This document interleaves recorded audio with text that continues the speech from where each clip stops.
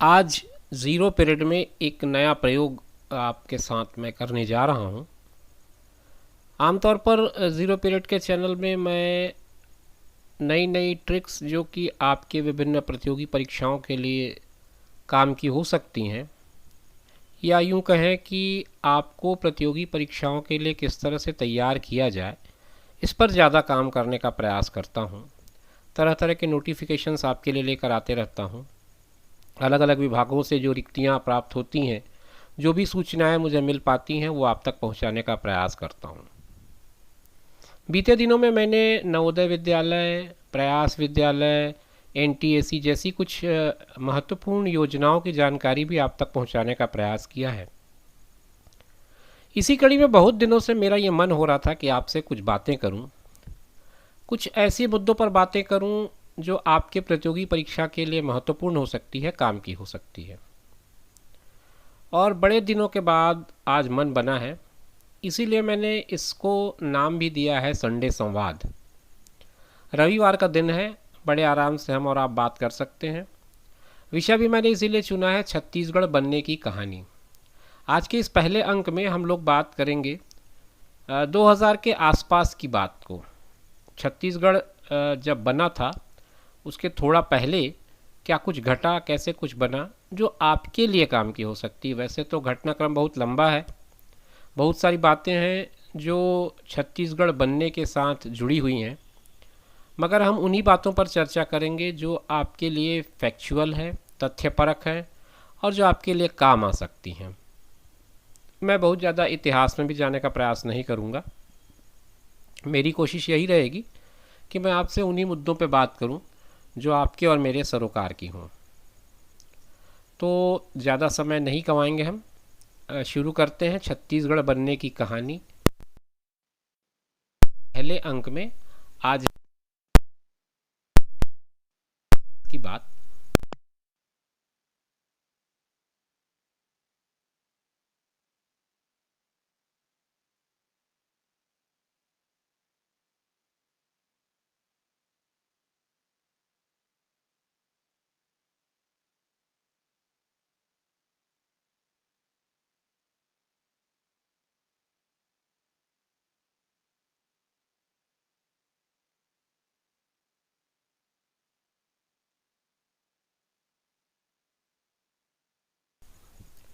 छत्तीसगढ़ का पुराना नाम था दक्षिण कौशल। आप स्क्रीन में देख पा रहे होंगे, मैंने बताया है छत्तीसगढ़ का पुराना नाम था दक्षिण कौशल। और छत्तीसगढ़ों को इसमें स्वयं में समाहित कर रखा था इसने, या इस क्षेत्र विशेष ने छत्तीसगढ़ों को स्वयं में समाहित कर रखा था। तो स्वयं में इन छत्तीसगढ़ों को बनाए रखने के कारण बाद में इसका नामकरण छत्तीसगढ़ हो गया। ये कहानी हम ठीक उसी तरह से मान सकते हैं जिस तरह से मगध के नाम को बाद में बिहार के रूप में जाना गया, क्योंकि मगध में बौद्ध विहारों की अधिकता हुई, बहुत बड़ी संख्या में बौद्ध विहारों का निर्माण हुआ, बनाया गया, और यही विहार बाद में बिहार कहलाने लगा और उसका नामकरण बिहार के रूप में हो गया। जब एक वक्त था कि इस क्षेत्र में कलचूरियों का शासन था, और कलचूरी काल में ही गढ़ नाम की शब्द की महत्ता सबसे ज़्यादा सामने आई। कलचूरी काल में जब गढ़ों की प्राथमिकता हुई तो यहाँ पर इस क्षेत्र विशेष में 36 गढ़ बने, और इन 36 गढ़ों को ही मिलाकर के छत्तीसगढ़ की रचना हुई एक तरह से। या इसे अगर उल्टा समझे कि तो इस पूरे भूभाग को 36 भागों में बटा हुआ माने, जिसमें 36 अलग अलग गढ़ थे, 36। पौराणिक काल की बात करें तो एक कोसल प्रदेश का अस्तित्व मिलता है जो बाद में 2 भागों में बट गया, और यही कोसल प्रदेश बाद में उत्तर और दक्षिण 2 भाग में बटा, तो उत्तर कोसल और दक्षिण कोसल, इस तरह से ये 2 पार्ट में बट गया ये। और दक्षिण कोसल वाला जो भाग रहा उसी को आज के छत्तीसगढ़ के रूप में जाना जाता है। तो ये इसकी एक भौगोलिक इतिहास की पृष्ठभूमि है। थोड़ा बहुत हमको इसको जानना चाहिए, क्योंकि अनेक प्रश्न इस पर भी बनते हैं कि पुराना नाम क्या था, गढ़ों का महत्व किस काल में बढ़ता है। या बिहार को मैंने इसीलिए इसमें साथ में जोड़ा कि जिस तरह से बिहार बाद में बिहार बना, उसी तरह से छत्तीसगढ़ के कारण ये छत्तीसगढ़ कहलाया। तो ये छोटी छोटी चीज़ें हैं जो आपके काम की हो सकती हैं, इसीलिए मैं आपके साथ बात करते करते ये प्रयास करूंगा कि उन बिंदुओं पर भी आपसे थोड़ी बहुत चर्चा हो जाए।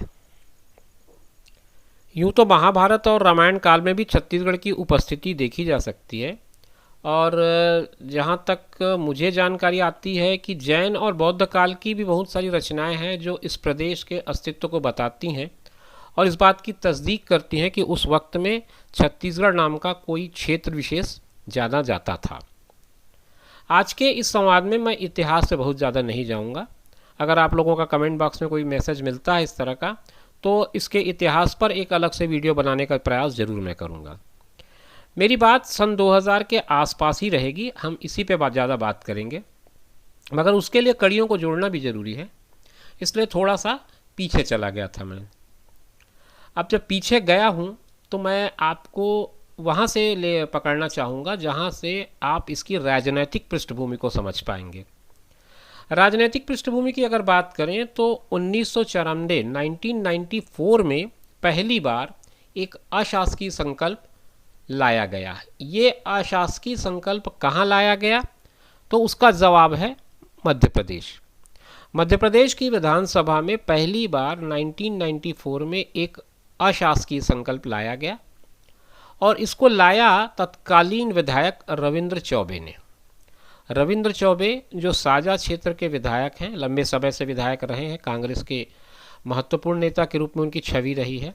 उन्होंने 1994 में पहली बार एक अशासकीय संकल्प मध्य प्रदेश की विधानसभा में रखा।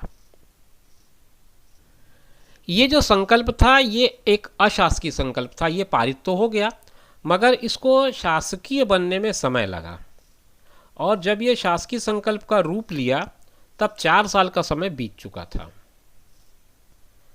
मध्य प्रदेश की ही विधानसभा में 1998 में 1998 में पहला शासकीय संकल्प लाया गया जो छत्तीसगढ़ के गठन के संबंध में था। ये सन था 1998। 1 मई 1998 को मध्य प्रदेश की विधानसभा में छत्तीसगढ़ राज्य निर्माण के लिए शासकीय संकल्प पारित कर दिया गया। ये 1998 की बात है। लोकसभा में बात जब पहुंचती है तो हमें समय लगेगा 2 साल और आगे का। लोकसभा में छत्तीसगढ़ गठन के मामले की शुरुआत सही मायने में 25 जुलाई 2000 को मानी जा सकती है, क्योंकि इसी दिन लालकृष्ण आडवाणी ने 25 जुलाई 2000 की बात कर रहा हूं मैं, इसी दिन लालकृष्ण आडवाणी ने एक विधेयक प्रस्तुत किया और ये विधेयक बाद में जाकर के पारित भी हुआ। लेकिन वो दिन था 25 जुलाई 2000 का जब आडवाणी जी ने एक विधेयक प्रस्तुत किया था। 25 जुलाई को जो आडवाणी जी ने विधेयक प्रस्तुत किया वो 31 जुलाई को जाकर के पारित हो गया। लोकसभा में छत्तीसगढ़ राज्य के गठन का मार्ग लगभग प्रशस्त हो चुका था और 31 जुलाई 2000 में ये विधेयक लोकसभा से पारित हो गया। मगर कोई भी विधेयक अगर केवल लोकसभा से पारित हो जाए तो बात तो बननी नहीं थी, इसलिए मामला रुका रहा राज्यसभा में जाने तक के लिए। तो देखते हैं राज्यसभा में ये कब पहुंचा। 3 अगस्त 2000 का वो दिन था जब ये राज्यसभा में विधेयक प्रस्तुत किया गया और वो पारित होता है 9 अगस्त 2000 को। 3 अगस्त को ये प्रस्तुत हुआ और 9 अगस्त को ये पारित हुआ। मतलब 3 अगस्त से लेकर के 9 अगस्त के बीच इस पर चर्चाएं हुई, बहस हुए और 9 अगस्त 2000 को राज्यसभा में यह विधेयक पारित हो गया। तो अब ये जो विधेयक है वो लोकसभा से भी पारित हो चुका था, राज्यसभा से भी पारित हो चुका था, मगर अभी तक के अंतिम स्वीकृति जो कि राष्ट्रपति महोदय के यहाँ से होनी थी वो काम बाकी है। 9 अगस्त के बाद अब आगे का रास्ता तय करना था और इसे महामहिम राष्ट्रपति महोदय के पास भेज दिया गया। उस वक्त देश के राष्ट्रपति थे के.आर. नारायणन। के.आर. नारायणन उस समय राष्ट्रपति थे और 25 अगस्त 2000 ये वो दिन था जिस दिन मध्य प्रदेश पुनर्गठन अधिनियम का अनुमोदन कर दिया गया, 25 अगस्त 2000 को। और लगभग ये मान लें कि छत्तीसगढ़ बन ही चुका था। बस ये उस तिथि की घोषणा होनी थी जिस तिथि से ये छत्तीसगढ़ का जो प्रांत है, छत्तीसगढ़ का जो क्षेत्र है, वो मध्य प्रदेश से अलग हो जाए और एक अपनी स्वतंत्र पहचान के रूप में अस्तित्व में आ जाए। उन दिनों केंद्र में अटल बिहारी वाजपेयी की सरकार थी और अटल बिहारी वाजपेयी की सरकार उस समय छोटे राज्यों की पक्षधर थी। मतलब वो देश में छोटे राज्यों को बेहतर ढंग से संचालित कर लेने या कर पाने के पक्ष में थी और उनका मानना था कि इस तरह से छोटे राज्य बनने से न केवल उस क्षेत्र की विकास में को गति मिलेगी, बल्कि पूरे देश को विकास में एक तरह से मार्ग प्रशस्त होगा। तो उसी दौरान दो और राज्यों की भी सुगबुगाहट चल रही थी और वो भी लगभग अस्तित्व में आने को तैयार थे। वो एक अलग विषय है, हम बाद में उस पर बात करेंगे। अभी हमारा सारा फोकस जो है, हमारा सारा केंद्र छत्तीसगढ़ पर है। तो 1 नवंबर 2000 वो दिन था जिस दिन छत्तीसगढ़ राज्य का गठन कर दिया गया और उस वक्त देश के प्रधानमंत्री थे अटल बिहारी वाजपेयी। अब जब छत्तीसगढ़ राज्य बना तो इसके कुछ तथ्यात्मक बातों पर हम थोड़ा और गौर कर लें ताकि हमारा जो ये आज का संडे संवाद है वो अपनी पूर्णता को प्राप्त हो सके। आखिर में 1 नवंबर 2000 को जब हमारा छत्तीसगढ़ का गठन हुआ, छत्तीसगढ़ प्रदेश का गठन हुआ, तब उस वक्त भौगोलिक स्थिति क्या थी इसको थोड़ा सा समझते हैं और वीडियो के आने वाले हिस्से में ये जानने की कोशिश करेंगे कि क्या जाग्राफिकल पोजीशन थी और कितने विकास खंड, कितने ज़िले, क्या क्या स्थितियाँ थी, वो सारी चीज़ें हम देख लेते हैं। एक तथ्यात्मक जानकारी नोट करते चलें। 1 नवंबर 2000 को जब भारतीय संविधान के 84वें संविधान संशोधन के अनुच्छेद 3 के तहत, 84वां संशोधन था, अनुच्छेद 3 के अंतर्गत ये बना 26वां राज्य। इसके पहले तक भारत में 25 राज्य थे, ये 26वां बना। उसके साथ साथ 27वां और 28वां में 2 और राज्य बने। ये दोनों राज्यों के बारे में बाद में हम बात करेंगे, अभी हमारा पूरा फोकस छत्तीसगढ़ पर है। ये 2 नए राज्य जो बने थे उत्तराखंड और झारखंड से, बिहार से कटकर बना झारखंड, उत्तर प्रदेश से उत्तराखंड और बिहार से झारखंड, ये 2 और खंड बने थे, लेकिन उस पर हम अभी बात नहीं कर रहे हैं। अभी हमारा फोकस इसी पर है। तो 26वां राज्य था ये अनुच्छेद 3 के अंतर्गत, 84वां संविधान संशोधन विधेयक। ये 3 चीज़ें आपको ध्यान में रखनी चाहिए। कुछ भौगोलिक तथ्य की बात करें तो जब छत्तीसगढ़ बना तो उस वक्त के हिसाब से वो मध्य प्रदेश के क्षेत्रफल का 30.47% था और पूरे देश के क्षेत्रफल का 4% था। मतलब भारत का वो 4% हिस्सा था छत्तीसगढ़ बना जो, और मध्य प्रदेश की अगर बंटवारे की बात करें तो 30.47% था। भौगोलिक और प्रशासनिक विभाजन की हम जब बात करते हैं तो ये तो हो गया हमारा भौगोलिक, और अब आगे थोड़ा सा समझ लेते हैं कि प्रशासनिक विभाजन में हम कहाँ पहुँचे। वास्तव में मध्य प्रदेश से कटने के बाद, यानी कि मध्य प्रदेश हमारा मातृ राज्य है, छत्तीसगढ़ का मातृ राज्य मध्य प्रदेश है, वहाँ से जब उसको निकाल के छत्तीसगढ़ बनाया गया तो मैंने आपको बताया कि किस तरह से उसका ज्योग्राफिकल डिस्ट्रीब्यूशन हुआ। पूरा मध्य प्रदेश का जो 30.47% हिस्सा था वो आ गया छत्तीसगढ़ में, और अगर इस प्रतिशत को, यानी कि इस भौगोलिक क्षेत्रफल को देखें भारत के परिप्रेक्ष्य में, तो वो 4% था। ये 2 आंकड़े आपको हमेशा याद रखने चाहिए, ये प्रश्न बन सकते हैं। प्रशासनिक बात करें अगर कि प्रशासनिक विभाजन कैसे हुआ, तो आप संभागों को देखेंगे तो छत्तीसगढ़ में शामिल 3 प्रमुख संभाग, रायपुर, बिलासपुर और बस्तर, ये 3 संभाग को काट के छत्तीसगढ़ बनाया गया है। मतलब जो मध्य प्रदेश के हिस्से थे 3 बड़े संभाग, जिनमें रायपुर संभाग, बिलासपुर संभाग और बस्तर संभाग, ये 3 बड़े हिस्से कट गए और वो आ गए अब छत्तीसगढ़ में।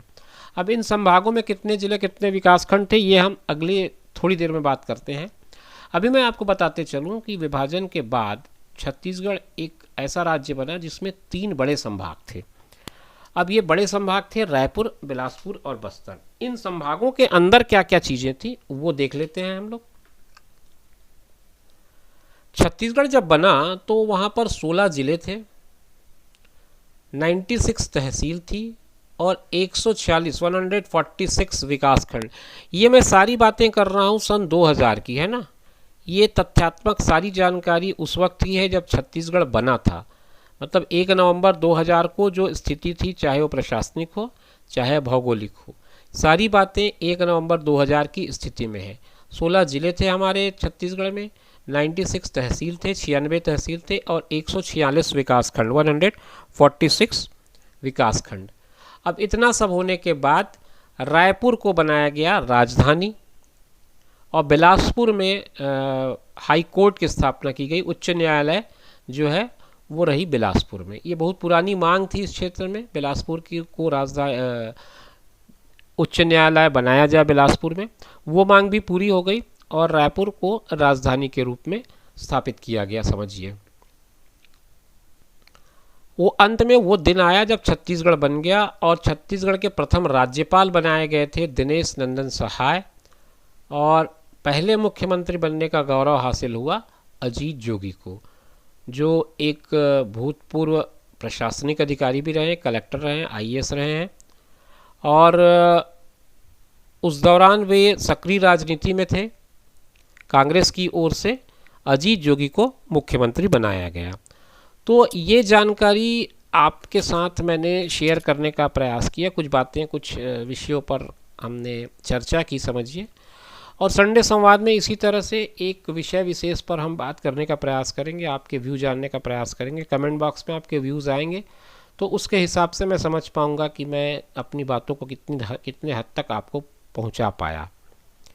अगर जवाब आते हैं और मैं समझ पाऊंगा कि आपके जवाब के आधार पर मुझे किस विषय को चुनना चाहिए, तो अगला जो संडे संवाद होगा उसमें ऐसा ही कोई विषय लेकर मैं बात को आगे बढ़ाऊंगा। मेरा प्रयास रहेगा कि ये विषय ऐसे हों जो आपको आपकी प्रतियोगी परीक्षा की तैयारी में मदद करें। विषय किसी भी क्षेत्र का हो सकता है, राजनीतिक हो सकता है, आर्थिक हो सकता है, प्रशासनिक हो सकता है, विषय विशेष से हो सकता है। तो अगर बेहतर हुआ वो विषय तो हम ज़रूर उस पर बात करेंगे। विषय आप सुझाइए, बातें करने की जिम्मेदारी मुझ पर छोड़ दीजिए।